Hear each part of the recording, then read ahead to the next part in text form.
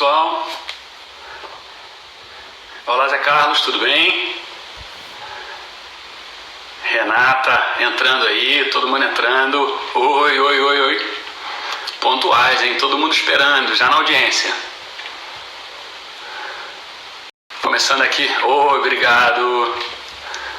Vamos começando aqui a bater um papo. Daqui a pouco a gente começa a falar um pouquinho do nosso tema principal, que é gordura localizada. Vamos ver se a gente vai conseguir falar do tema, né? Valeu, obrigado Zé Carlos. Todo mundo aí ativo, já tô vendo o pessoal entrando. A gente vai batendo um papinho aqui, vai testando a voz. Grande Clóvis, Renato Meirelles, todo mundo aí.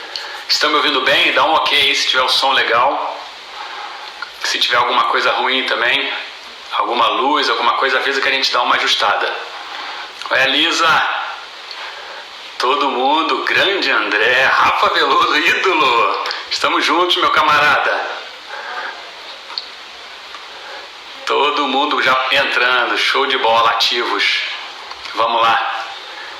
Espero que estejam todos tranquilos aí nesse turno de quarentena. Mais um diazinho aí pra gente.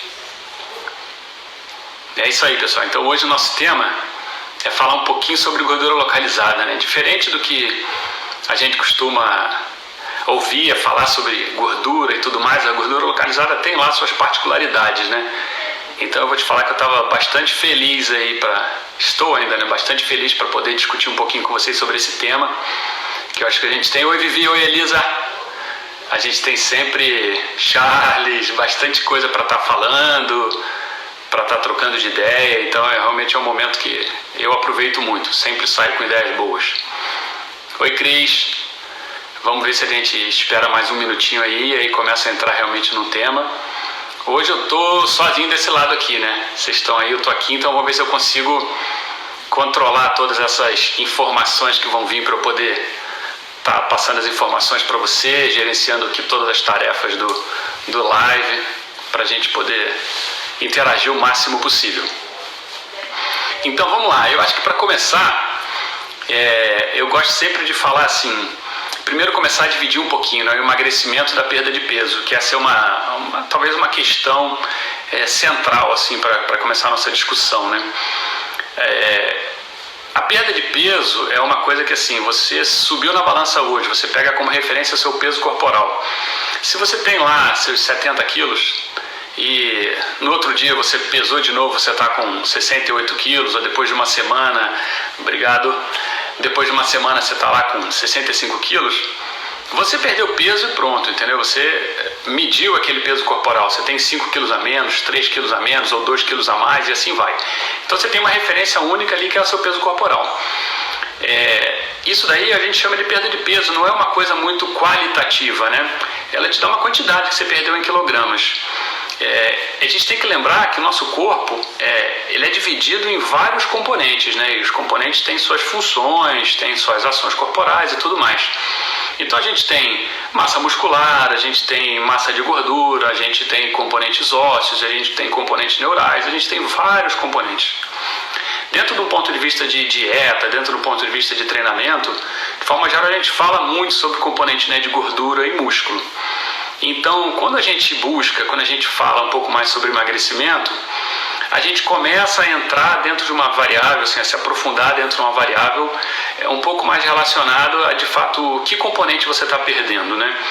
Porque se você perde 5 quilos e desses 5 quilos, 4 quilos você perdeu de músculo, esse é um dado preocupante, entendeu? Eu, de fato, me preocuparia com isso. Se você me falar que você trabalha com um cliente, que seu cliente tem lá 70 anos, e você faz avaliações periódicas, e no período de 6 meses esse cliente perdeu 1 kg de gordura, né, e perdeu um pouco de peso, 1 kg de gordura e perdeu 3 de músculo, é um dado realmente preocupante, é um dado que você tem que ficar atento e começar, isso é ruim, entendeu? Então, para readquirir aquela musculatura toda, é difícil, né? Então, é bem importante a gente separar os componentes que a gente está ganhando ou perdendo, para a gente compreender se uma estratégia que você criou foi boa ou foi ruim. Isso vai diferenciar totalmente. Então, você me dizer única e exclusivamente que você ganhou ou perdeu 5 quilos, não me diz muita coisa, né? Tem muita gente que se satisfaz com esse dado, porque de forma geral é um dado que a gente está acostumado a ver na balança, é um dado muito prático, entendeu? Quando a gente, se você realmente também tem um componente de peso corporal exageradamente acima do que você deveria, 40 quilos a mais do que você deveria, então fica um pouco mais assim aceitável você falar, perdi 10, legal, tá no caminho, entendeu? Provavelmente você consegue, ainda tem estrutura para manter a sua massa muscular, se manter ainda saudável, mas dentro daquele mecanismo ali de qualidade, quando a gente fala de emagrecimento, você está relacionando muito mais a qualidade, entendeu? Então, eu acho que a gente tem que ter sempre essa mentalidade, entendeu? Não é que está errado você se pesar, é um dado importante, cronicamente é um dado que é muito simples, você consegue se pesar em casa, dia a dia você consegue entender, relacionar aquela variável ali com algo que você tenha feito do seu hábito, isso é muito importante. Então, você que está se pesando todo dia, você passa um final de semana que você faz muita coisa errada, o seu peso mudou, você já começa a botar uma bandeira vermelha ali para entender o que você fez, entendeu? Então sempre são informações interessantes porque elas são simples de coletar. Mas o nosso foco tem que estar realmente sobre o emagrecimento, né? Quando a gente pensa nisso que componente a gente perdeu? Quando a gente fala no emagrecimento, a gente está basicamente falando em perder gordura ou, assim, percentualmente perder gordura ou adquirir mais músculos, né? Que aí também percentualmente aquele mesmo componente de gordura vai pesar menos. As duas tendências te levam a uma saúde melhorada, entendeu? Então esse é o foco que a gente tem que ter sempre. Algumas vezes também, passando já para um tópico de resultados crônicos ou resultados mais agudos em cima desse tratamento, dessa forma de abordagem, de forma geral, quando a gente fala as pessoas comentam muito, falam assim, eu perdi peso, né? E aquele efeito sanfona, depois de um tempo eu readquiri todo aquele peso. E muitas vezes eu readquiri mais do que eu perdi, né? Isso é uma coisa razoavelmente comum da gente ouvir, né? Isso está muito relacionado quando realmente a perda de peso é uma perda ineficiente, uma perda de peso onde você perde muito componente de músculo, né? Naturalmente, se você numa perda de peso, né, você perde muito componente de músculo, você acaba deixando seu motor menos ativo, né? Você faz sua capacidade ser reduzida. Então, é normal que isso te dê uma tendência maior a readquirir aquele peso, né? Porque você acaba se tornando menos ativo, você gasta menos calorias, você vai começar a se mexer muito menos. Então, quando a gente fala muito daquele efeito sanfona, não que ele não possa acontecer no emagrecimento, ok? Ele pode acontecer, mas não é tão comum.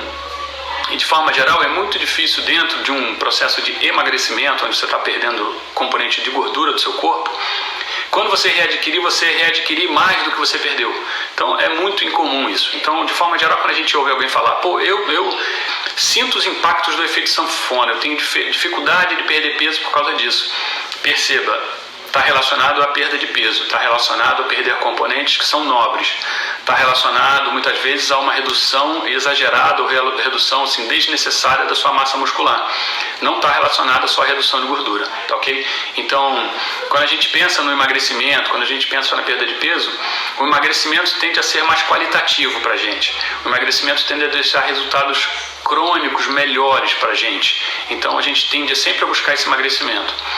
Por isso que, quando você também está atuando com um profissional, é bastante importante você ter esse suporte, de fazer uma avaliação da sua composição corporal e ter esse rumo, porque ingestão muito reduzida de alimento pode te dar um rumo, um treinamento que você não recupera bem vai te dar um outro rumo, e aí você consegue com esse parâmetro dar norte para todos os profissionais que atuam com você, seja um nutricionista, seja um professor de educação física, seja um médico e assim vai.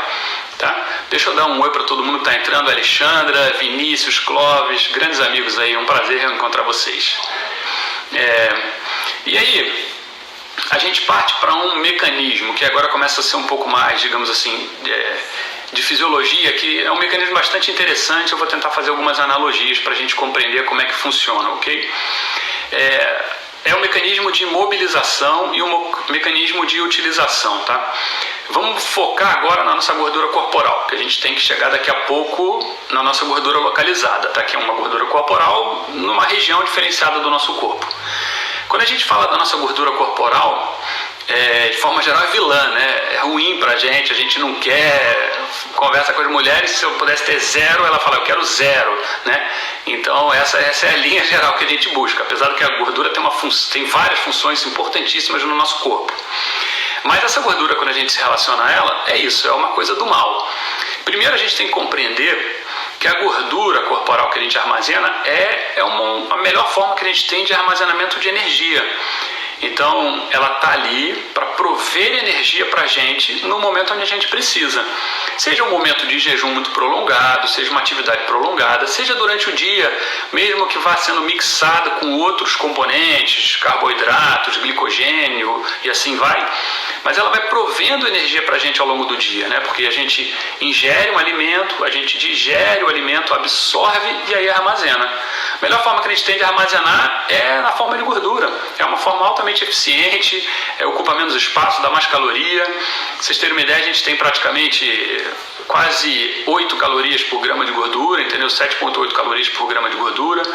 Inclusive, é uma coisa curiosa, que de forma geral, se a gente for na literatura, a gente vai ver citações mostrando 9,2 gramas, mas a gordura também tem um componente de água ali, praticamente de 13% dentro, então esses 13% não vão nos gerar caloria, então por isso que a gente consegue tirar praticamente 7.800 calorias por quilograma de gordura, quase 8.000 calorias, tá? Então, é uma fonte super produtiva de fonte de energia para a gente. Então mantém a gente em atividade de longa duração e praticamente salva a nossa vida, tá? Então isso é bastante importante. Qual é o lado negativo? Que o nosso corpo está preparado para sempre armazenar, né? Então se você ingerir demais, alimento demais, uma quantidade calórica excessiva, muito maior do que você consegue gastar num dia ou naquele período, é normal que o seu corpo vai compreender que você precisa armazenar mais. Então, esse seu hábito de ingerir mais, tá? Seu corpo interpreta como uma necessidade de armazenamento. E aí ele acaba armazenando. Então, sobretudo, a gordura que a gente acumula é uma consequência de um hábito nosso.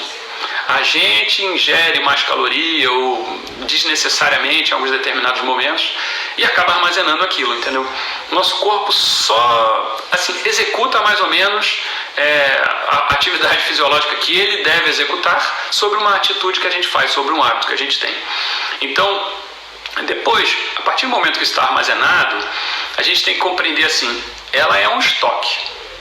Ela é um estoque de estrutura que depois que a gente retirar dali, a gente pode utilizar como energia. A analogia que eu gosto de fazer é como se fosse uma bancada lá do nosso mercado. Você tem uma bancada lá cheia de comida, né? Então, todo momento a gente está colocando mais comida ali. Uma lata de uma coisa, outra lata de outra, umas frutas e assim vai. Aquilo dali é o que a gente armazena. No momento que você precisa ingerir aquilo, utilizar aquilo como fonte de energia, você tem que ir lá pegar aquilo, né, de alguma maneira tirar aquele alimento daquele estoque, né, e disponibilizar ele, botar no seu carrinho e levar para casa para que você possa comer. Esse processo de tirar a gordura de algum lugar a gente chama de mobilização, tá? Então, toda vez que você precisa de energia para fazer uma atividade física, para manter sua vida e tudo mais, e ela vem das gorduras, você vai mobilizar essa gordura dos estoques, que são chamados de adipócitos. Então você tem hormônios altamente sensíveis, né? Então você tem a lipase, o hormônio sensível, que vai estar agindo para mobilizar essas regiões todas de gordura e vai disponibilizar frações dessa gordura na corrente sanguínea para que você possa utilizar como fonte de energia. Então esse primeiro movimento que a gente precisa fazer é essa mobilização, tá? Então é um processo de tirar o alimento daquela estante ali, beleza? E o segundo movimento é a utilização, tá? Depois do fracionamento, você tem que utilizar isso como fonte de energia. Você fraciona aquela gordura, né? E aí você utiliza aquilo como fonte de energia. Ela se torna útil para você, tá? Então, esses dois mecanismos de mobilização e utilização, eles têm que estar em sincronia, tá ok? Não adianta você mobilizar muito e não utilizar. Não adianta você pensar, você precisar utilizar e não conseguir mobilizar. Então são dois mecanismos diversos que tem que estar trabalhando juntos, tá? Tem que estar trabalhando em sintonia, em harmonia. De forma geral, no nosso corpo, eles vão estar trabalhando em harmonia. Mas quando você busca algumas estratégias para mobilizar mais, né, essa estratégia inicial que a gente pensa para gordura localizada, é uma estratégia de mobilização. Você vai tentar mobilizar mais gordura de alguma região. Quando você pensa em mobilizar mais, você está tentando aumentar, né, a atividade de uma dessas atividades, inclusive, que o seu corpo faz, que é a mobilização, tá? Então você tem que pensar em aumentar a atividade de mobilização e você tem que pensar em aumentar a atividade da utilização. Uma só, por si só, você pensar em utilizar mais já vai te fazer mobilizar mais, já é bom. Agora é como a gente vai conseguir mobilizar de maneira mais localizada.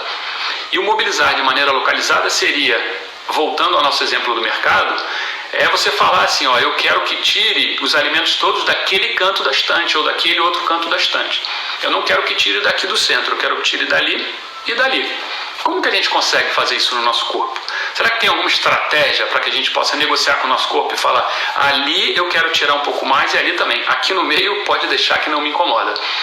Porque de forma geral, quando a gente vê as pessoas fazendo dieta, tentando perder peso, emagrecimento, mais atividade física, é comum também a gente ver as pessoas relatando assim, nossa, eu fiquei com cara de caveira, mas eu ainda não perdi o abdômen que eu queria, entendeu? Eu não perdi aquela barriguinha. Eu fiquei com cara de caveira, mas eu não perdi o culote, e assim vai. Então, como é que a gente faz para poder perder de maneira também mais localizada? Será que tem algo que possa ajudar a gente? E tem um efeito, tem um fenômeno que é bastante curioso, bastante interessante até, que a gente tem um hormônio que é super importante dentro desse processo de emagrecimento, que é um hormônio chamado leptina. E esse hormônio, ele é liberado pela gordura. Então imagina, a gordura, ela funciona quase como uma glândula para a gente, entendeu? Ela disponibiliza hormônio que vai regular o quanto que a gente vai quase que poder ou não emagrecer. Então, assim, toda vez que você reduz o seu componente de gordura, você vai reduzir a disponibilidade dessa leptina, porque você tem menos gordura para botar lá na corrente sanguínea. E você tem uma glândula, você tem uma região do seu cérebro hipotálamo que vai perceber essa alteração da leptina. Essa alteração da leptina vai controlar uma coisa chamada neuropeptídeo Y, que vai alterar, aumentar ou diminuir o seu apetite em função de quanto você tem de gordura. Então, olha que mecanismo curioso. Quando você começa a perder gordura, você vai liberar menos essa leptina. E automaticamente vai dar uma sinalização para o seu corpo, aumentando o seu apetite. Para quê?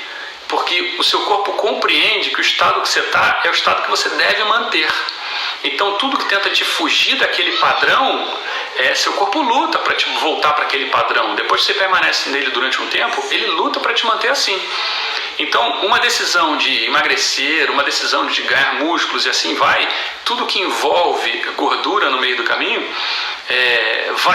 vai ter grande influência no seu apetite. Então, é uma decisão que você vai lutar contra barreiras constantemente. Então, baixou o percentual de gordura, você vai ter menos leptina sendo liberada, seu apetite tende a aumentar, você vai ter mais fome, a tendência é que você coma mais. Se você liberar a sua vontade, você vai comer mais, vai voltar a armazenar gordura e seu corpo vai te botar na zona de equilíbrio de novo. O que você tem que fazer é lutar contra, passar essas barreiras, continuar dia a dia superando essas sensações, esses ímpetos de alimento, de necessidade, que você vai conseguir chegar lá. Tá?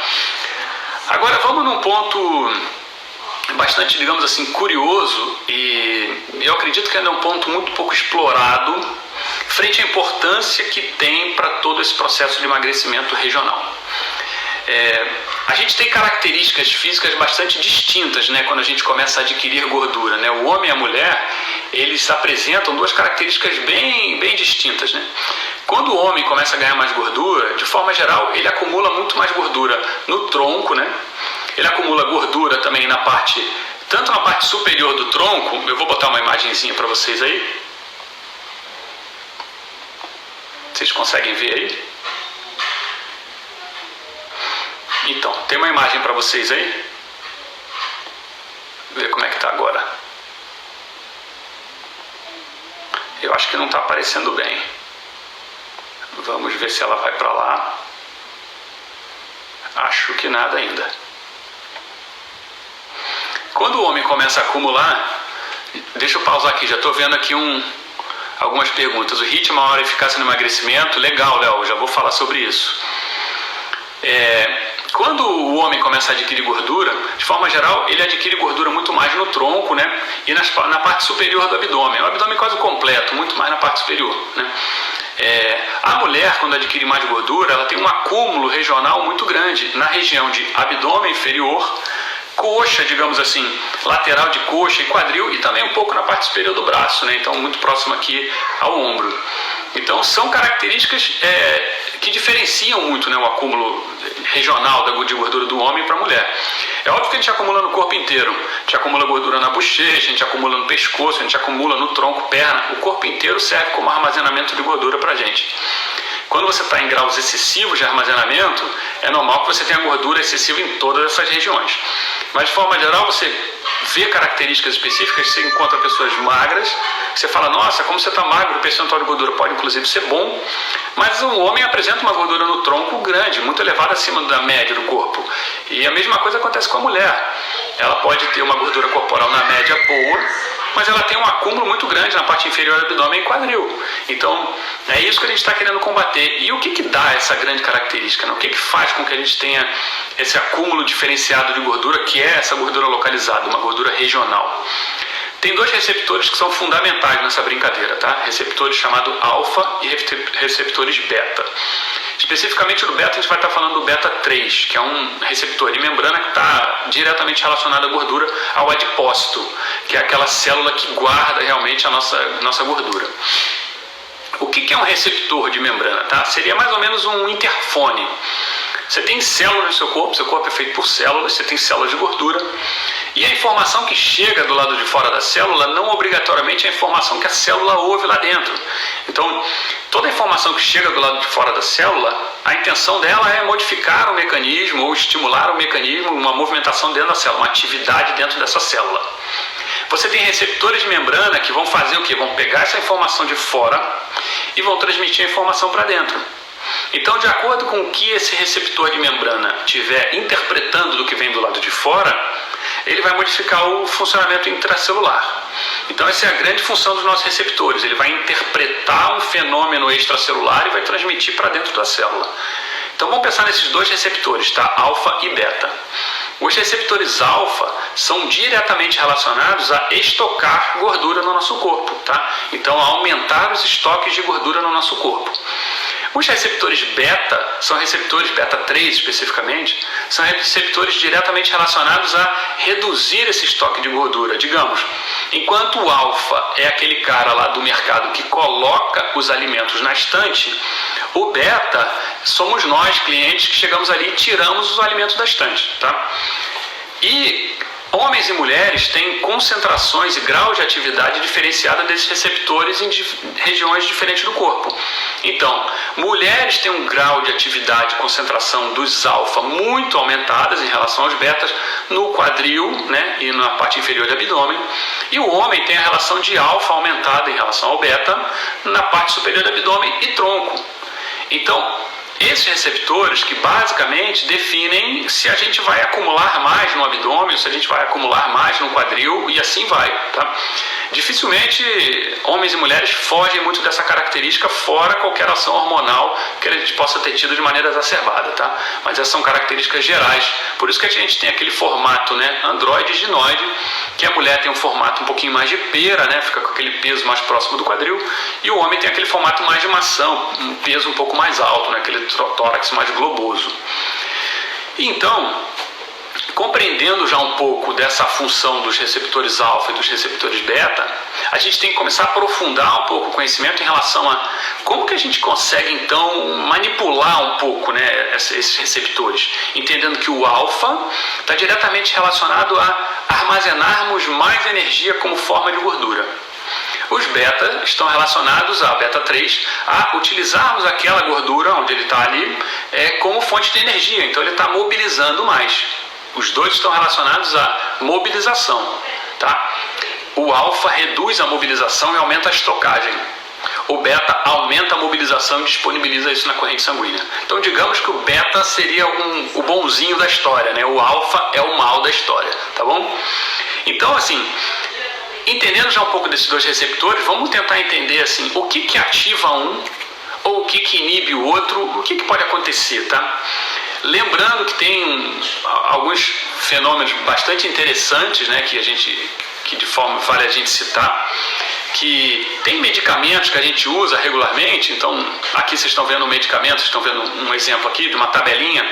Então, na esquerda, mais amarelo ali, vocês estão vendo a atividade do alfa, tá? Tudo que está em cima são princípios ativos de medicamentos ou de qualquer tipo de hormônio, alguma coisa que ativam um alfa, tá ok?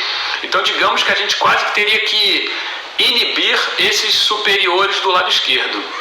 E aí, do lado, na parte inferior ali, você tem os antagonistas, tudo que vai contra a atividade do alfa, tá? E aí, por outro lado, você também tem na parte superior lá o que ativa o nosso receptor beta, tá ok? Vamos pensar em alguns exemplos práticos, né? Provavelmente todos nós já ouvimos falar em beta-bloqueadores, né? Beta-bloqueadores são medicamentos, né? São princípios que de forma geral são utilizados, ainda são até hoje, para pessoas que têm problemas hemodinâmicos, cardíacos, pode ser com hipertensão e tudo mais. Então, provavelmente todos nós aqui temos algum parente que já falou, eu uso beta-bloqueador e tal. Quando vai fazer uma atividade física tem que relatar isso ao professor de educação física e tudo mais. Quando você usa beta-bloqueadores, também tem dois tipos, tá? Tem os seletivos e os não seletivos. Então vamos pensar nos não seletivos, que são famílias mais antigas, mas ainda se usa hoje, ok? Então quando a pessoa usa um beta-bloqueador não seletivo, ele bloqueia os nossos receptores beta.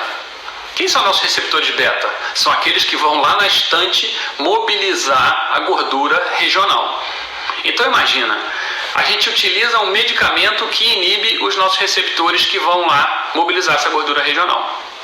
Então isso acaba deixando uma característica muito específica, um perfil muito diferenciado nesse sujeito que utiliza esse tipo de medicamento. Então, quem usa um beta-bloqueador que é não seletivo, ele tem um alto acúmulo de gordura regional, tá? E regional naquelas regiões piores, entendeu? Então, aumenta, homens, que é mais comum a utilização desse medicamento em homens, então você vê homens com acúmulo de gordura regional no abdômen absurdas porque usam também esse tipo de medicamento. Óbvio, o sujeito não engorda porque utiliza esse medicamento, ok? Mas esse medicamento faz com que o acúmulo regional dele se torne aumentado. Primeiro, gente, de maneira nenhuma isso é uma contra-prescrição de medicamento, absolutamente. Qualquer prescrição tem que ser feita pelo seu médico. Inclusive, assim, o conhecimento é bom para todos, mas qualquer prescrição ou contra-prescrição tem que ser feita pelo médico. Mas vale a pena a gente conhecer um pouco mais. Olha outro que é o oxametazolina, que são remédios que muitas vezes são utilizados aqueles sprays nasais, entendeu? Então, esses sprays nasais estimulam o nosso alfa. Então, imagina, é um remédio altamente utilizado, spray nasal, né, para alergia nasal, para descongestionante e tudo mais. Mas são remédios que, de forma geral, ativam agora aqueles que colocam a sua gordura, que armazenam a sua gordura. Então, imagina, a gente utiliza isso no dia a dia, a gente não se dá conta de que está utilizando isso, de quanta influência isso pode dar, e muitas vezes a gente utiliza isso ao longo da vida, né? Os beta-bloqueadores não seletivos, pessoas quando descobrem utilizam quase a vida inteira. Esses sprays também nasais e tudo mais, oxametazolina e derivados desse, também se utilizam quase que a vida inteira, entendeu? Então, isso tem influência no nosso armazenamento, no nosso acúmulo de gordura regional. Imagina a influência que isso tem pra gente, inclusive o peso estético que isso tem. Bom. Oi, Rafa, o ciclo é infinito de gordura, inflamação e hipertensão. Realmente. Então, medicamentos estimulam isso. Então, compreender um pouco melhor isso também é um ponto bastante importante, tá? Então, vamos voltar lá ao nosso alfa e beta, ok? Vamos começar a entender como que a gente, de uma maneira, uma alimentação, atividade física, uma associação, então dicas, como é que a gente consegue combater um pouco mais essa gordura localizada, tá? Como é que a gente consegue agir sobre essa gordura localizada? O principal hormônio relacionado a isso, o principal, digamos, ativador ou inibidor desse processo é a insulina, né? A insulina é um hormônio que a gente libera pelo pâncreas, né? Então toda vez que você ingere algum açúcar, quanto maior o índice glicêmico desse carboidrato que você está ingerindo, na verdade seu pâncreas vai reagir, você está jogando um açúcar para dentro do corpo. Seu pâncreas seu corpo entende que você tem que absorver aquilo como energia. Para absorver aquilo como energia, você libera a insulina. Liberou a insulina, seu corpo está totalmente atento. Opa, está entrando aí um nutriente para a gente. Vou preparar para absorver. Então ele se deixa pronto para absorver tudo aquilo. Ok? Então essa basicamente é a função da insulina. A insulina, quando é liberada, ela tem uma grande influência sobre a ação dos receptores alfa. Ela aumenta a atividade dos receptores alfa. Então a função do alfa já é armazenar. Então, quando você informa para o seu corpo que está entrando ali um nutriente que ele tem que armazenar com velocidade, é bastante lógico a gente compreender que a insulina tem que se conectar com esse receptor, tem que de alguma maneira se comunicar com esse receptor e falar, está entrando um nutriente aí, eu quero armazenar tudo possível. E esses receptores alfa vão começar a armazenar de uma maneira muito intensa. E naturalmente, quando você ativa esses alfa, a insulina ativa mais o alfa, ela também por conta inibe um pouco o beta. Então você acaba agindo nas duas pontas. Você aumenta o acúmulo, aumenta o seu processo de armazenamento de gordura e reduz o processo de remoção de gordura, que é um mecanismo assim altamente natural para o nosso corpo. Deve ocorrer dessa maneira e digamos, até salutar, né? Então, digamos, se você ingere açúcar 10 vezes ao longo do seu dia, em várias pequenas refeições, você está tendo 10 pequenos picos de insulina. E você está tendo 10 pequenos momentos de estímulos dos receptores alfa para acumular gordura. Isso pode ser ruim, né? Então, de forma geral, isso tem uma característica ruim para a gente. Vamos pensar um pouco na minha área de maior paixão, que é a atividade física. Como acontece quando você entra no processo de atividade física? Quando você inicia uma atividade física, que sua adrenalina começa a subir, para sua frequência cardíaca subir, né, para te preparar, deixar seu corpo mais preparado para uma modalidade, naturalmente quando você aumenta a adrenalina, você reduz a liberação da insulina. Então imagina, iniciou um processo de atividade física, de exercício, você começa a bloquear, reduzir drasticamente a atividade dos receptores alfa. Então você começa a sinalizar para o seu corpo que você não precisa armazenar mais gordura naquele momento. Agora você está no momento de mobilizar aquela gordura. E pensando no ponto de vista regional, você está avisando para os seus receptores alfa que eles podem naquele momento descansar, enquanto você está deixando os receptores beta, a atividade deles, predominar sobre os alfa. Então é um momento onde você está realmente preparado a começar a utilizar mais a gordura, sobretudo gordura regional, em relação a gorduras que não sejam objetivamente regionais, ok? Então você começa a mobilizar um pouco mais de gordura regional. Então, dentro ainda de todo esse processo, quando a gente fala, até voltando à pergunta do Léo, então o que seria ideal, né? Uma atividade HIIT queima mais gordura ou queima menos gordura? O HIIT tem uma característica que é você aumentar muito a intensidade do exercício, né? Atividades de alta intensidade. Primeiro, quando você entra num processo desse, de reduzir a concentração, reduzir a liberação de insulina, e você está deixando com que células, com que receptores, que estão o tempo todo acumulando, deixando com que eles saiam um pouquinho, então isso é importante, porque na verdade, quanto mais tempo você ficar dentro desse processo, melhor, né? Então é bom que você permaneça muito tempo dentro desse processo de não acumular, de mobilizar, tá? Então esse é um ponto realmente fundamental. Então, isso já defende um pouco, assim, a permanência um pouco prolongada em atividades físicas, né? Não adianta você fazer 15 minutos de atividade, você realmente vai ter uma inibição da insulina, você vai ter uma maior atividade do beta naquele período, e apesar de a gente compreender que você tem um consumo de oxigênio pós-esforço, que muitas vezes isso justifica, quando a gente se baseia no gasto calórico, isso justifica, mas quando a gente pensa na noradrenalina, em outros hormônios que são fundamentais para uma maior atividade do beta, isso não acontece igual, tá? Então, de forma geral, é claro que a atividade muito intensa também mobiliza muita gordura, sem sombra de dúvidas. Mas a atividade com mais longa duração tende a proporcionalmente utilizar mais aquela gordura regional. Te dá uma chance maior porque fica mais tempo com aquela insulina inibida. Então você fica mais tempo ativando seus receptores beta, que é o nosso foco principal. Utilizar a gordura como fonte energética, você utiliza com atividade física, com qualquer intensidade, e assim vai. Inclusive no pós-esforço de uma atividade intensa, você também gasta muito, tá? Então, comprovadamente. Mas no pós-esforço de uma atividade também não intensa de longa duração, você também gasta muito, tá? Então, seus órgãos têm que repor tudo aquilo que foi gasto. Se você tinha um armazenamento em forma de glicogênio, você tem que repor aquele armazenamento. Mesmo o seu armazenamento em forma de gordura, o seu corpo pensa em repor. Então, os dados que nos mostram atividade de intensidade moderada, um pouco prolongada, elas tendem a demonstrar um resultado ainda melhor para o aumento de atividade dos beta-3, tá? E conseguem reduzir um pouco, inibir essa atividade dos alfa.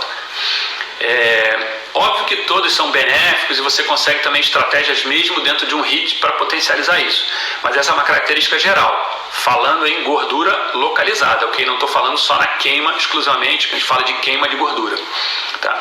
Um outro mecanismo que é bastante interessante dentro dessa, digamos assim, uma estratégia que a gente está começando a criar aqui, a gente poderia citar que é o período de alimentação, né? No período pré-treino, no período treino, no período pós-treino, tá ok?